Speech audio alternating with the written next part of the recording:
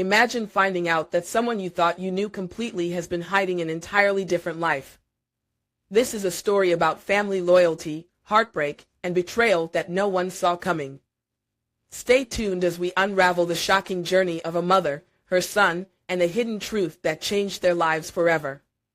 It's a journey through love, loyalty, and the kind of secrets that can tear families apart. Let's dive into this unforgettable story. I'm Mary, 64, born and raised in Florida. My whole life has revolved around family, especially my only child, my son, Mark. To me, Mark is more than just a son, he's my pride and joy. Growing up, he was such a gentle, responsible kid, always looking out for his family and friends. As he grew older, he became someone everyone could count on, someone I could count on. After college, he landed a job in finance in Miami, and that's where he met Jessica. When he introduced us, I could tell he was serious about her. Jessica was a beautiful young woman, confident, smart, and polite. The very first time I met her was in the summer of 2013. We'd all gone for a family picnic at Clearwater Beach, and Mark brought Jessica along. She was so well-spoken and warm that she blended right in with our family. Mark was so proud, and I could see how much he admired her. I remember sitting there, watching the two of them and thinking, wow, my son has really found someone special. I was grateful. Mark had found not just a successful career but a partner who seemed just as accomplished. I truly felt blessed. Their wedding took place the next year, in the fall of 2014. And, let me tell you, it was beautiful. They chose a garden venue overlooking the beach, so there was this breathtaking blend of white roses, greenery, and the ocean just beyond. It was one of those perfect Florida days, with blue skies and a gentle breeze. When Mark walked down the aisle, he looked so handsome in his suit, though I could tell he was nervous. Then came Jessica, on her father's arm, in this elegant white dress. Watching them, I couldn't help but tear up. They exchanged vows, promising to stand by each other through whatever life brought them. I remember thinking how lucky they were to have found each other and how happy I was to see my son so in love. It truly felt like they were meant for each other. After the wedding, they moved into a cozy house about 20 minutes from me. Every weekend, they'd bring their kids over to visit. We'd spend our Sundays in the backyard with the grandkids running around while Mark and Jessica would catch up with us. Life felt so complete, seeing my son with his family, and I really grew to care for Jessica like a daughter. But over the last 2 years, things started changing. It was subtle at first. Jessica seemed busier, always working late or running out for one thing or another. She didn't come by as often, and when she did, she seemed distracted, like she was somewhere else. She'd be on her phone a lot, even while Mark was playing with the kids. One summer evening, I couldn't hold it in any longer. We were sitting out on the porch as the sun was setting, and I just asked, Mark, is everything okay between you and Jessica? She seems so busy these days. Mark looked at me with this small, tired smile and said, yeah, Mom, everything's fine. Jessica's just been under a lot of pressure with work lately. She needs some time. I wanted to believe him.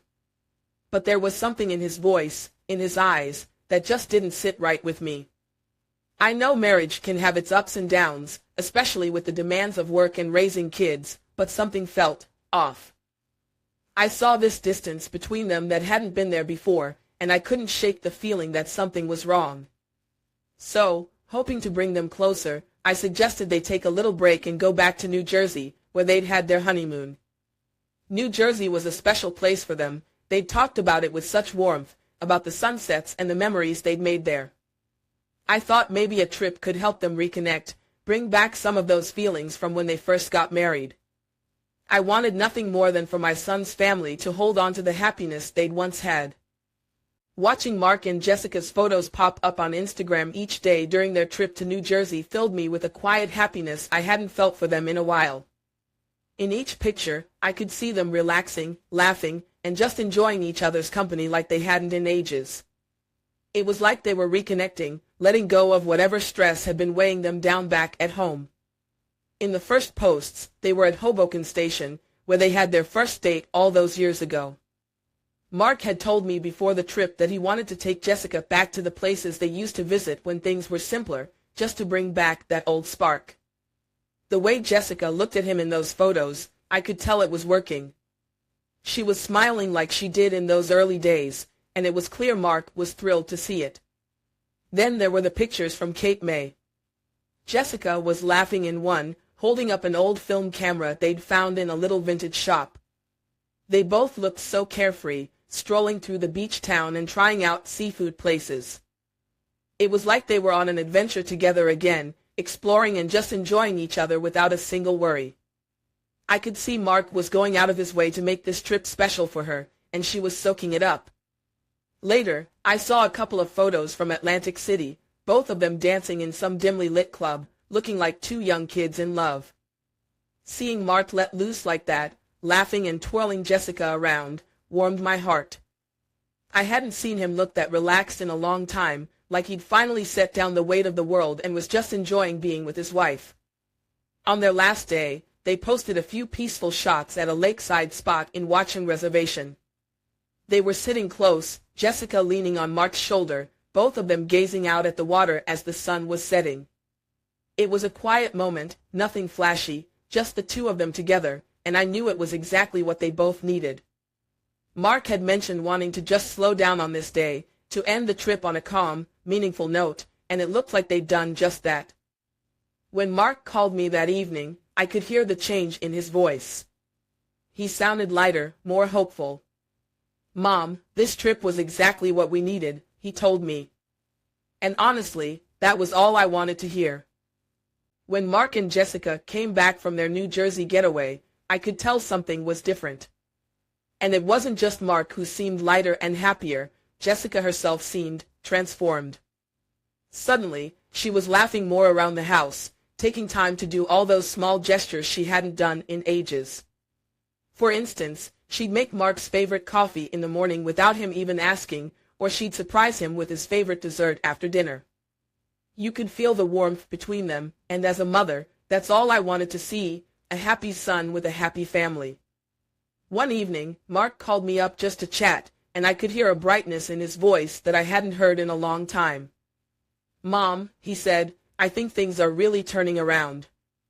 Jessica's been so attentive lately. She's even asking about my day, making me my favorite dinners. It feels like we're falling in love all over again." I couldn't help but smile at that, because hearing that from your son is everything. "Well, sweetheart, maybe that trip was exactly what you both needed," I replied. "Sometimes, all it takes is a little reminder of what's important." For a while, I let myself believe that maybe this was the fresh start they'd been needing. Jessica really did seem more thoughtful, and it felt like she was making a conscious effort to reconnect not only with Mark but with the whole family. She'd bring the kids by for visits more often, stop by for coffee and small talk, and always seemed genuinely interested in how everyone was doing. It warmed my heart, and for a bit, I convinced myself that things were truly on the mend. But here's the thing about being a mother, sometimes you sense things before anyone else does. After a while, that initial glow of their second honeymoon started feeling almost too perfect. Like Jessica was going above and beyond in a way that didn't feel quite natural. She was bringing Mark his favorite takeout out of the blue, organizing the house meticulously, and even scheduling these elaborate family outings to the park or the zoo, making sure everyone was having a great time. Don't get me wrong, I loved seeing her take such an interest, but there was a part of me that couldn't shake the feeling that something wasn't adding up. One afternoon, Mark and I sat on the porch, watching the kids play in the yard. I turned to him and asked, "How's everything going?" "It seems like Jessica's really putting in the effort lately." Mark nodded, a little smile playing on his lips. "She has been, Mom. I think she's just trying to make up for all the time we lost. It's like she's rekindling things, you know." I nodded along, but my mind was racing. Rekindling, sure. But why did it feel like something else? Jessica's kindness was almost too much, like she was checking off boxes. I told myself I was probably overthinking it, but the nagging feeling wouldn't go away. And then, over the next few weeks, little things started popping up, small, strange behaviors that I couldn't ignore. I'd stop by their place and find Jessica constantly tidying up or preparing some extravagant meal, almost like she was trying to be the perfect wife. Mark would mention how Jessica had surprised him with little romantic gestures or had gone out of her way to plan special dates. He appreciated it, sure, but there was a hint of confusion in his tone, like he wasn't quite sure why she was suddenly going to all this effort. There was one particular day I remember vividly. I had invited Mark, Jessica, and the kids over for a Sunday lunch. Jessica arrived early to help out, and right away, she was setting the table, arranging everything perfectly, and even offered to do the dishes afterward, something she rarely did in the past. Not that I minded the help, but it felt forced. Almost like she was putting on a show. As we were cleaning up after lunch, I couldn't resist asking her, "Jessica, everything all right? You seem different. More, I don't know, invested." She laughed it off. "Oh, Mary, I just feel like I need to step it up a little, that's all. I want to make sure Mark knows how much he means to me." It was a nice answer, but there was something in her eyes that didn't sit right with me. She seemed almost evasive, like she didn't want to delve too deeply into why she was suddenly going out of her way to be this attentive. A few weeks later, Mark and I had another chat, just the two of us. He was happy, but there was this hint of doubt in his voice. "Mom," he said quietly, "Jessica's been, well, she's been amazing. It's just that, it's a lot all at once, you know? Part of me wonders if it's all real or if she's just trying to make up for something." I looked at him, my heart sinking. "Have you asked her about it?" He shook his head. "I don't want to ruin what we have right now. It's like we're back to how things used to be, and I don't want to question that." I didn't push him, but my mind was churning. I knew there was something there, something deeper that Jessica wasn't letting on. And as much as I wanted to believe this newfound happiness was genuine, a part of me knew better. One Saturday, while visiting Mark's house to drop off some homemade chili and spend time with the grandkids, I ended up staying longer than planned. The kids were napping, and I was sitting in the kitchen, chatting idly with Jessica when her friend, Kelly, stopped by. Kelly was Jessica's closest friend, someone she'd known since high school. Kelly was a lively, chatty person who'd always bring a little bit of drama and excitement with her every time she visited. I decided to stay a little while longer and let the two of them catch up, heading out to the porch to give them some privacy. But as I sat there, sipping my iced tea, their conversation drifted through the open kitchen window. I wasn't intentionally eavesdropping, but one part of their exchange made me freeze in my seat. "So, how's it been going with T?" Kelly asked in a low, curious tone. Jessica laughed, a little nervously. "It's complicated. You know, running into him was such a surprise. I mean, after all these years." I nearly dropped my glass. T? Who was T? My mind raced back, trying to remember if I'd ever heard of him. Then Jessica continued, and it all became clear. "I saw him at the mall a few weeks ago," she said, her voice almost nostalgic. "It was so random.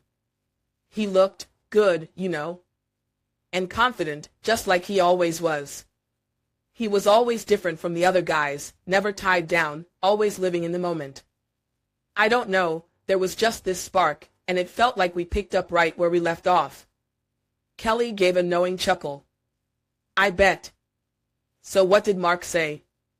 Jessica sighed, almost irritated. "Mark doesn't know. I mean, he'd never understand it, you know. He's just this piece of my life that I thought I'd buried. But he brings out this side of me that I feel like I've been hiding for too long. It's like, with him, I can just be free." Hearing that, I had to steady myself. I was trying to process everything she was saying, piece by piece, trying to make sense of it. This T was clearly someone from Jessica's past, someone who seemed to have a big impact on her. I leaned closer, trying to keep my shock in check, while they continued. "So, have you met up with him since then?" Kelly's tone was a mixture of curiosity and caution. Jessica hesitated for a moment, then laughed quietly. "Once or twice. Nothing serious, we're just catching up. But it's hard, you know. Because it's like this part of me that's been locked away is finally getting some air. And I don't feel that with Mark. With T, there's a thrill, this, confidence and adventure. He's just not like anyone else. I've missed that." I could feel my stomach twisting.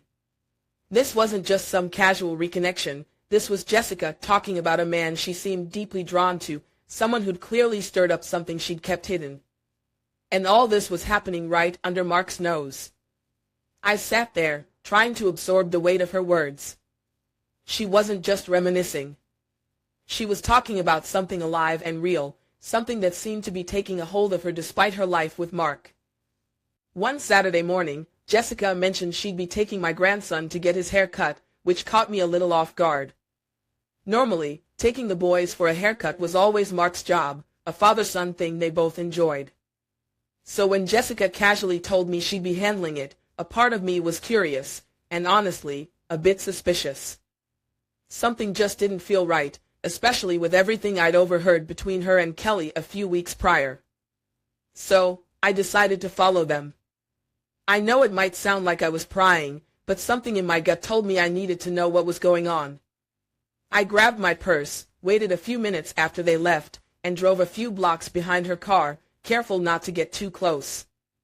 When Jessica parked in front of a small barber shop on the other side of town, I found a spot nearby and watched as she and my grandson went inside. The barber shop was an unassuming place, one of those small neighborhood joints with a faded sign and a few old chairs in the waiting area. As I looked through the window, I noticed a man standing behind one of the chairs. He was tall, dressed casually but with a bit of flair, ripped jeans, a fitted black shirt, and that easy confidence Jessica had described to her friend. He had to be T. There was something unsettling about him. Maybe it was the way he looked at Jessica, a look that went beyond the friendly warmth of a barber greeting his client. His expression changed the moment she walked in. He gave her a slow smile, one of those knowing, almost mischievous smiles. Jessica, on her part, seemed surprisingly relaxed, smiling back in a way that was far too familiar. There was an ease between them that went beyond a client and a barber. As I continued to watch, Jessica settled my grandson in the barber's chair, handing him an iPad with his favorite show. She then turned her attention fully to T. They began talking, and it wasn't just polite small talk. Jessica laughed openly at something he said, and he leaned in close, whispering something that made her grin and glance away, like she was shy. But she wasn't shy, not really. She looked delighted. At one point, Jessica reached up to adjust her hair, and T's hand brushed against hers. It was subtle, but I caught it, and so did she. They exchanged a look that left no room for guessing. They were comfortable, too comfortable. Jessica had always been polite but distant with other people, yet here she was, practically glowing around this man. My grandson, oblivious to the entire exchange, had his headphones on, eyes glued to his iPad. Jessica seemed to relax even more, almost forgetting he was there, caught up in her conversation with T. She was laughing, her voice soft and low, while T cut my grandson's hair in a way that seemed absent-minded, as though he were more focused on Jessica than the job at hand.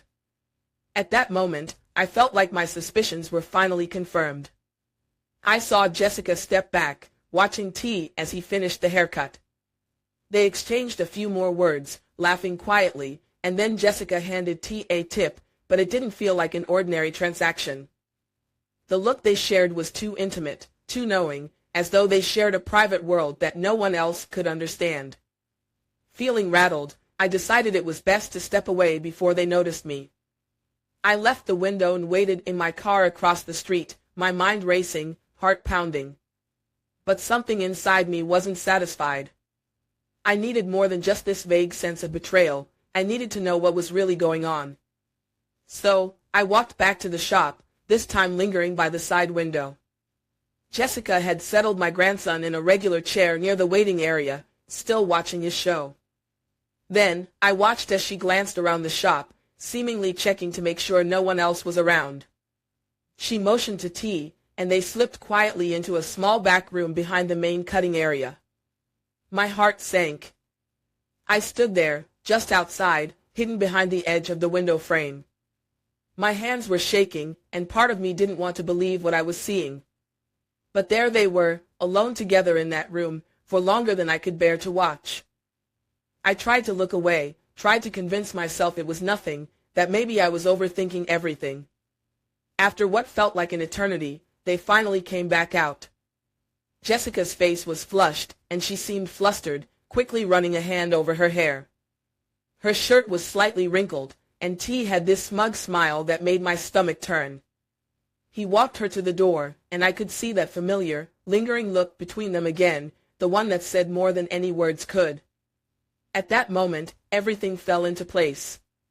This was more than just a chance encounter, more than a harmless friendship. I watched as Jessica gathered my grandson and led him out of the shop, her face returning to that calm, composed expression I was so used to seeing. But I knew better now. I knew there was a side of her that Mark never saw, a side that had been hidden away, a secret kept from the family. I stayed hidden until they drove away, my mind reeling, feeling an overwhelming mix of shock, sadness, and anger. It was one thing to suspect, but seeing it with my own eyes was something else entirely. This wasn't the Jessica I thought I knew, and the weight of it left me feeling like I had just uncovered a truth I could never unsee. That evening, once Mark had left with the kids to pick up some things from a friend's house, I knew it was time. I took a deep breath, steadying myself, and called Jessica into the living room. I didn't want to come across as angry. I wanted answers, plain and simple. She walked in, her face a bit wary, probably noticing the seriousness in my expression. I knew this conversation could shake up our whole family dynamic, but I couldn't keep quiet anymore. As calmly as I could, I started, "Jessica, I went to the barber shop today. I saw you there with T." Her face went pale for a split second, but she quickly regained her composure. "Mary, I was just taking him for a haircut. You're reading too much into this." But I knew better. I kept my eyes fixed on her, watching for every twitch, every glance. "I saw everything, Jessica. This wasn't just about a haircut, and you know it. I want you to tell me what's going on between you and T." She tried to brush it off with a little laugh, as if I was overreacting. "Mary, seriously? I took our son to get his hair cut. What else would it be?" There was a chill in her tone, a guardedness that felt strange, almost like she was trying to deflect. But I wasn't about to let her dodge the question. I leaned in, lowering my voice, but keeping it steady. "I saw the way you looked at him, the way you acted around him. This isn't just some casual acquaintance. So, I'm asking you, one last time, what's really going on between you and T?" Jessica's face hardened. She looked at me straight on, her eyes suddenly defiant. There was no remorse there, no regret. Just a cold calmness that sent a shiver down my spine. "And if I did have something with T, then what?" she said, her voice icy and challenging. "You think Mark's going to believe you? Go ahead, tell him. Mark would never take your word over mine. He loves me, Mary, and he trusts me. He'd believe me before he'd ever believe you." The bluntness of her response caught me off guard, but I held my ground. "Jessica, you're right about one thing. Mark loves you deeply. But if you think that means he'll stand by while you betray him, then you don't know him as well as you think you do." She gave me this smirk, a look that I'd never seen on her face before. It was almost like she felt untouchable, invincible. "Mary, you're a sweet woman, but you're being naive. Mark wouldn't believe a word of this. He'd laugh it off, just like I am. Because he trusts me, and honestly, he thinks you're just being overly suspicious." The way she looked at me was almost pitiful, like she'd already won. And for the first time, I realized just how deeply calculated Jessica could be. Her words hit me like a punch to the gut. Jessica didn't just deny everything, she was downright defiant, almost smug. She looked straight at me, calm as ever, with this hint of a smile that made my stomach turn. She wasn't just dismissing my concerns, she was challenging me, daring me to go against her. And that's when I realized something. Jessica wasn't afraid of getting caught, because she genuinely believed she could manipulate Mark. She counted on his love, on his trust, to cover for her. I took a breath, trying to hold back my frustration. Jessica, I don't know what you're trying to prove here, but I'm telling you, Mark deserves honesty. You can't just pretend this never happened and think it won't catch up with you. She let out a small laugh, crossing her arms. Mary, you don't get it, do you? Mark would never believe any of this. Do you really think he's going to trust you over me? He loves me, he always has, and he's not going to throw that away over some baseless suspicion. Her tone was cold, almost dismissive. But the look in her eyes told me she'd thought this through. She was banking on the fact that Mark's love for her was so deep, so unquestioning, that he'd see me as the one stirring up trouble. She was completely unfazed, like she knew this little chat wouldn't change a thing. And that, more than anything, was what hurt. Jessica, I said quietly, trying to keep my voice steady, Mark loves you, yes. But love isn't blind. If he finds out the truth. If... She interrupted, a sly smile crossing her face. Mary, even if you told him, I know exactly how he'd react. He'd think you were overreacting, maybe even paranoid. I've built this life with Mark. He's not going to take your side just because you think you saw something. There was a sharpness in her tone, an edge that wasn't there before. Jessica wasn't just confident, she was calculating. She knew exactly how to twist things, how to frame this in a way that would paint me as the one meddling in their lives. And the worst part? She seemed almost amused by it, like she'd already won. I know Mark better than you realize, she continued. You really think he'd believe that I'm sneaking around behind his back? He'd laugh, Mary. He'd think you were trying to stir up trouble, maybe even trying to come between us. He'd tell you to stop worrying so much and focus on being a grandma. That last line stung, and I could feel the tension building in my chest. She'd taken my concern, my genuine worry for my son's happiness, and turned it against me, like I was the one at fault. And the look in her eyes, it wasn't just confidence. It was like she saw this whole thing as some kind of game, something she could control with a few well-placed words and a practiced smile. I felt my voice tremble, but I held firm. Jessica, maybe you think you can manipulate Mark, maybe you think he'll brush this off. But don't underestimate him. He deserves better than lies and deceit, and he's smart enough to see through them eventually. She shrugged, unfazed, like I was just another minor inconvenience in her day. We'll see, Mary. But until then, I'd appreciate it if you stayed out of my marriage. Mark and I are just fine, and I don't need anyone meddling, especially not family. With that, she turned and walked out of the room, leaving me standing there, feeling more defeated than I ever had in my life. At that moment, I felt a wave of anger and disappointment wash over me so strong I could barely keep myself composed. Here was this young woman, the mother of my grandchildren, standing in front of me with a smirk on her face, acting like everything she'd done was justified because she knew Mark loved her. It was like she thought that love, that trust he'd built up for years, was hers to manipulate however she pleased. I took a deep breath, feeling my hands tighten at my sides as I looked her in the eye. Jessica, I began, my voice steadier than I felt inside, you might think Mark's love is a shield, something you can hide behind whenever you make a mistake. But what you're doing isn't just a mistake. It's a betrayal, not just of Mark, but of this family, of every single person who cares about you. She opened her mouth, maybe to defend herself, maybe to brush it off, but I didn't let her. You don't get to stand there and act like you're untouchable. I've seen what you're doing. I know what you're hiding. And I can't just sit back and watch while you lie to Mark, to me, to everyone who has trusted you for years. Jessica's face shifted, her smirk fading just a little. She hadn't expected me to push back. Maybe she thought I'd just fold, keep quiet for the sake of keeping the peace. But this wasn't about peace. This was about my son's happiness, his future, and his right to know the truth about the person he'd chosen to spend his life with. "You're playing with fire, Jessica," I continued, feeling the anger building in my voice despite myself. "Maybe you don't think it matters. Maybe you think that you can keep this hidden. But the truth has a way of coming out, and when it does, Mark will know exactly who he's married to." Jessica crossed her arms, her confidence faltering. "Look, Mary," she said, voice dripping with that same indifference, "I don't know what you think you saw, but you're blowing this out of proportion. You don't understand Mark the way I do. He won't care about any of this. He's not like you, he's not one to judge." I shook my head, feeling a pang of sadness behind the anger. "Jessica, it's not about judging. It's about respect.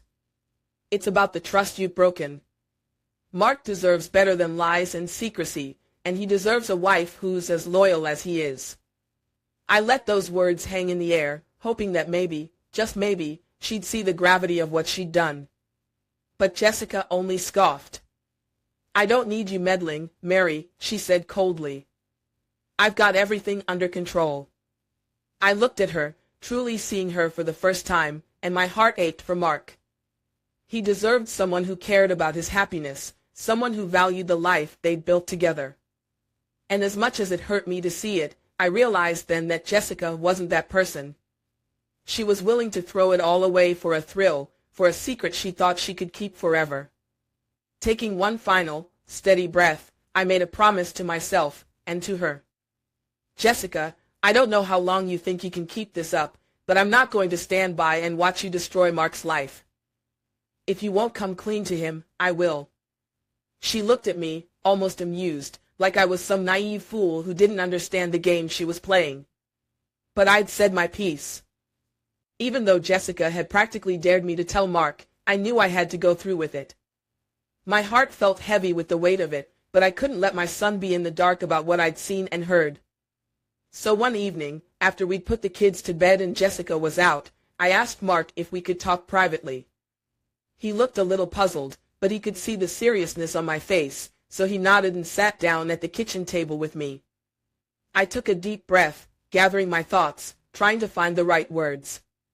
"Mark, there's something you need to know," I started, my voice steady but my heart racing.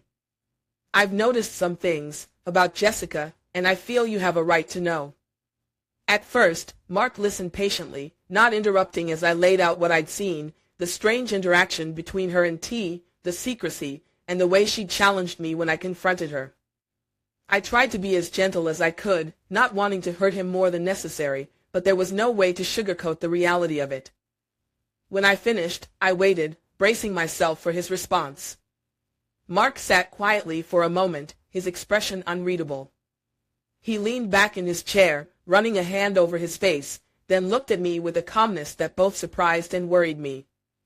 "Mom," he said slowly, his voice almost too calm, "I think, maybe you're just reading into things too much. Jessica is my wife, and I know her better than anyone. She would never, she's not that kind of person." I was taken aback by his response. I'd expected shock, maybe even anger or sadness, but not this calm dismissal. I could feel a lump form in my throat, sensing that he wasn't fully processing what I was telling him, or maybe didn't want to. "Mark, please," I said gently. "I'm not saying this lightly. I saw how they were together. I know this isn't easy to hear, but you have to believe me. I'm worried about you, about your family. Jessica hasn't been honest with you."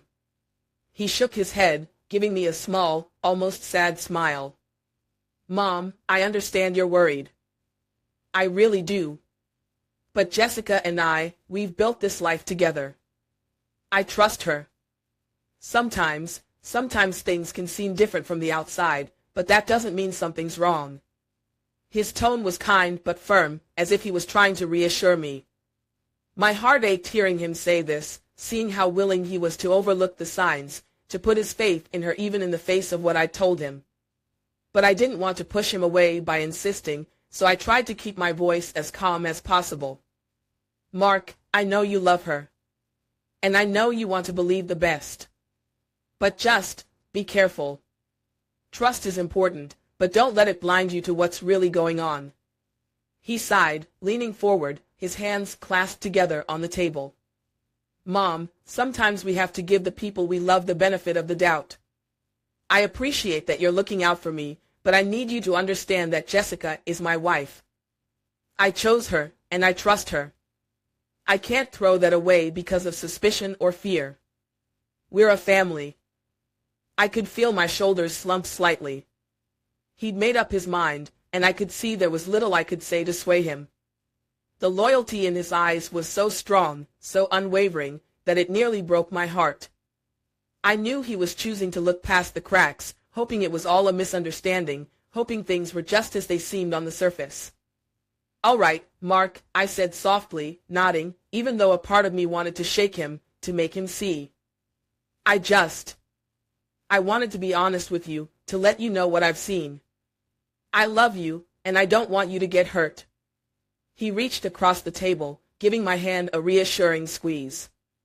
"I know, Mom. I know you mean well. But please, trust me on this. Jessica and I will be fine. Just try to put your worries aside." I nodded, though a heaviness settled in my chest. Mark might not see it now, but the truth was hanging over him, waiting to be revealed. All I could do was hope that, when the time came, he would remember that I'd tried to protect him. It wasn't until later that I realized Mark had seen through everything more than I'd given him credit for. At first, his calm reaction and quiet dismissal of my concerns had hurt. I'd thought he'd chosen loyalty over truth. But as it turned out, there was more going on under the surface than I'd known. One evening, weeks after our conversation, Mark came over after putting the kids to bed. Jessica had a late shift that night, and he stayed behind, saying he wanted to chat. It was a quiet, still night, and he seemed unusually serious, like there was something he'd been carrying that he was finally ready to set down. As we sat in the kitchen, Mark looked at me, his gaze steady. "Mom," he began, his voice low, "I want you to know. I heard every word you said that night. And I know you were telling the truth." Hearing that, I felt both relief and a pang of sadness for him. I hadn't realized just how heavy this burden must have been on him, having to play along with Jessica's charade, knowing what she was up to but acting as though he didn't. I waited, my heart pounding, letting him take his time. He took a deep breath and continued, "I've noticed things too. It's been going on for a while now, small things at first, like her disappearing for a few hours here and there or acting differently, more distant.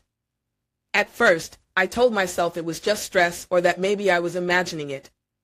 But the more I saw, well, the more I knew something was off."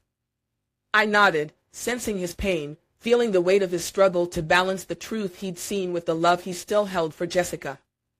I needed her to think I didn't know, to feel safe, like she could keep doing whatever it is she's doing without suspicion. Because if I confronted her outright, she'd just lie or twist it around. And I couldn't let that happen, not with everything we've built, with the kids involved. I need her to think I'm oblivious, to let her guard down. Only then can I get what I need to make sure she doesn't walk away with half of everything we worked for. He paused, his gaze hardening slightly. "If she's lying to me, she's not going to take advantage of me." I sat there, feeling a new respect for him. Mark wasn't just accepting the situation or letting it slide. He was planning, carefully and quietly, to get the proof he needed to protect himself. And that, in a way, gave me some peace. He wasn't letting his love blind him, he was protecting his future and his children's future. "But how are you holding up with all of this?" I asked gently. "This can't be easy, Mark." He shrugged, his face softening a bit. "Honestly, it's hard. Sometimes I look at her, and I remember the person I thought she was, the person I fell in love with. It hurts to know that she'd do this to us, to our family. But I need to stay strong, for the kids and for myself. This way, when it all comes out, I'll have something solid to stand on, and she won't be able to claim innocence or twist things around." I reached out and held his hand, feeling a mother's pride mixed with a deep sadness. "I'm so sorry, Mark. I wish things were different." He nodded, managing a small smile. So do I, Mom. But I have to be realistic about it now. I know what she's capable of, and I'm not going to let her keep fooling me. He took a deep breath, steadying himself. Thank you for being honest with me, for watching out for me even when I didn't make it easy. I squeezed his hand, trying to give him the strength he needed.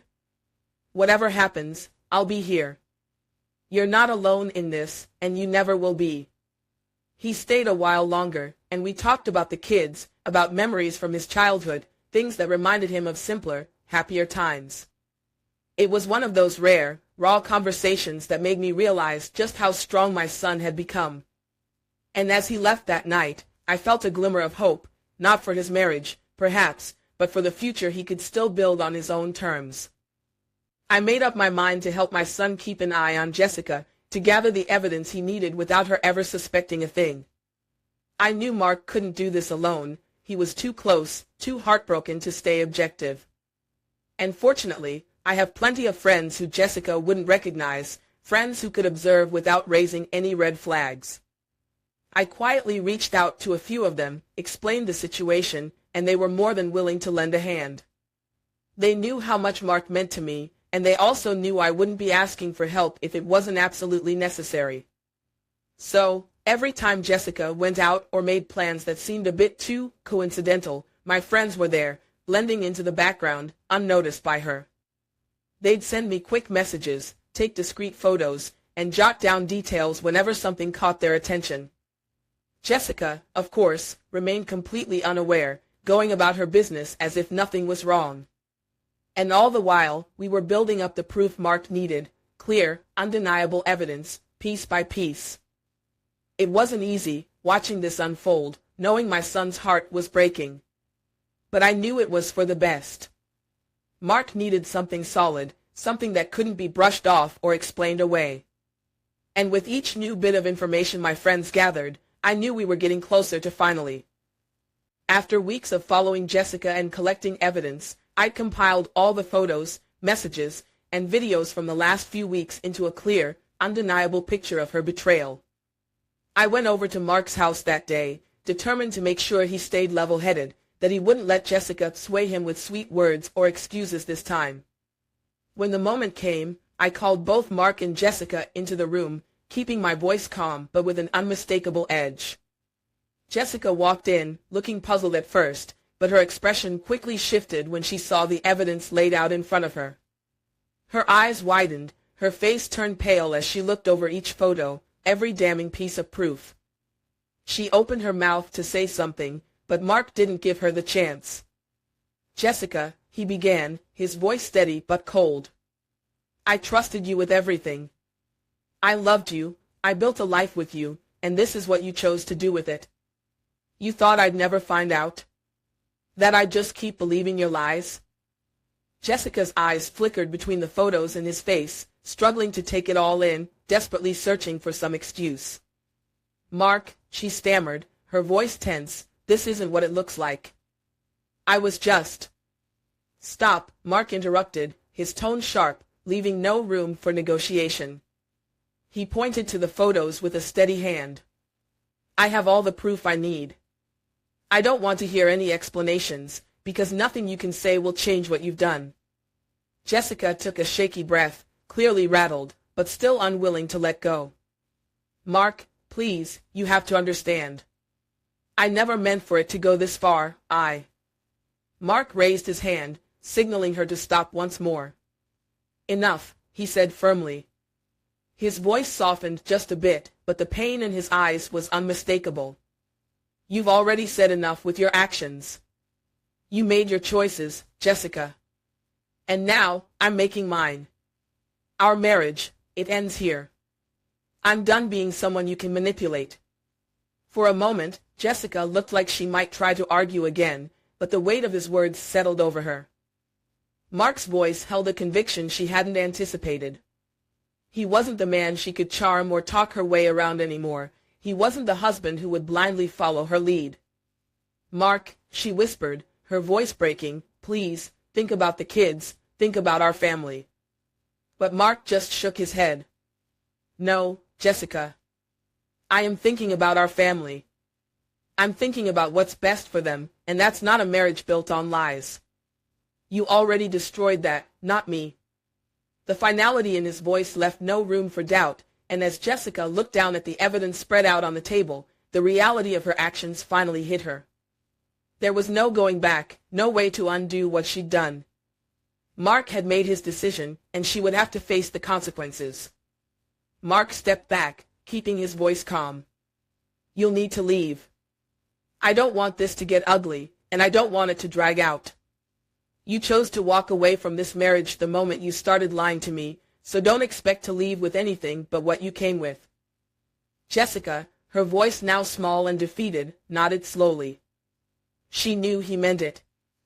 In the weeks that followed, Mark moved forward with the divorce. He didn't make a scene, he simply filed the papers, attaching every piece of evidence he'd carefully gathered. It was as though each photo, each text message, each recorded date was now a silent witness to the life they once shared, and the betrayal that had shattered it. He made sure everything was in order to protect himself and his kids, ensuring Jessica wouldn't be able to claim anything beyond what she'd brought into the marriage. It wasn't out of revenge, it was simply a matter of fairness. Jessica, now facing the reality of her choices, seemed to realize just how much she'd lost. Gone was the easy confidence she'd always had, replaced now by the strained look of someone who had let something precious slip away. She tried reaching out a few times, leaving voice messages that wavered between pleading and apologetic. But Mark couldn't bring himself to listen to them in full. He'd heard enough, seen enough. There was no going back, not this time. The kids, thankfully, were young enough that they didn't fully understand what was happening, but Mark knew they would have questions in time. He'd already decided that when the time came, he'd be honest, but he'd keep the details to himself. The last thing he wanted was for them to grow up harboring anger toward their mother. As much as she'd hurt him, he couldn't bring himself to tarnish her image in their eyes. Friends and family rallied around Mark, some surprised by the news, others not so much. They were there for him in the quiet ways that meant the most, a call now and then to check in, a cup of coffee on a Sunday afternoon, and offer to watch the kids for a few hours. He leaned on them in a way he hadn't done before, accepting the small gestures of support that reminded him he wasn't alone. And as difficult as it was, he found himself slowly moving on, day by day. There were still moments when the sadness crept in, the pangs of memories of who Jessica had been to him once, back when things were simpler, back when they'd built a life he thought would last forever. But he didn't dwell on it. He focused on his kids, on his work, and on rebuilding a life he could be proud of. For Mark, the healing wasn't about forgetting. It was about accepting, about knowing that he'd done the right thing not just for himself, but for his kids. And though it would take time, he knew he was on the right path, a path where he could look back without regret, knowing he had protected his family from further hurt.